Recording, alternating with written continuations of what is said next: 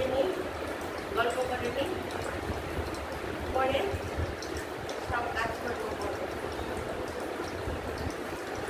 বিকেল হয়ে গেছে, 5টা বেজে গেছে।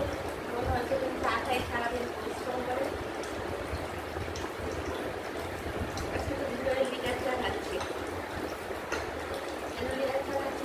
যে সেটা মানে এসিড হচ্ছে, তার জন্য লিকার চা খাচ্ছি।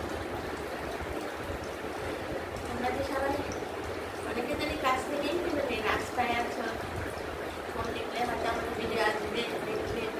আবার অনেকে ঘরে আছো, সব অনেকের বাচ্চা স্কুল থেকে ফেরে, তাই না বলো? এরকম সময় কিন্তু যাদের ছোট ছোট বাচ্চা অনেক কাজ করে,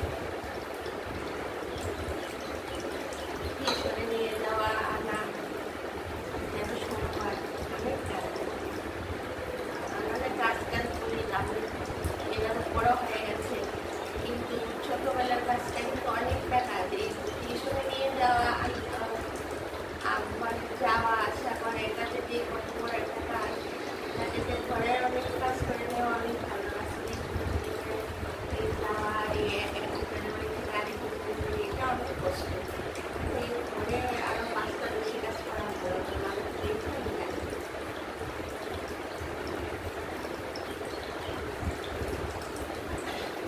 আজকে তোমরা বন্ধুরা দেখেছো, আমি আজকে রেসিপি খেয়ে দিচ্ছি। প্রতিদিনই তো রান্না খাচ্ছি, আজকে দেখে খেয়েছি। আজকে বাঁধাকপি 3টের সময় সেখান থেকে দিচ্ছি।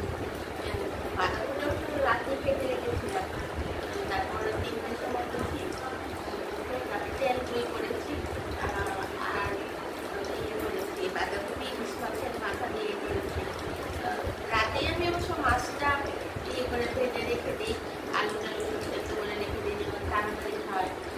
কিন্তু বাঁধাকপিটা তো আমি সেদ্ধ করার সময়